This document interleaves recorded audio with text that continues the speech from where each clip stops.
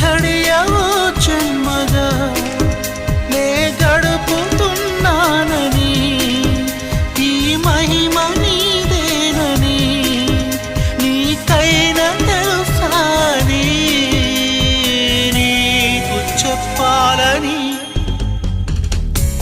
ఒకే ఒక మాట మదిలోన దాగుంది మౌనంగా ఒకే ఒక మాట పెదవో పలేనంత తీయంగా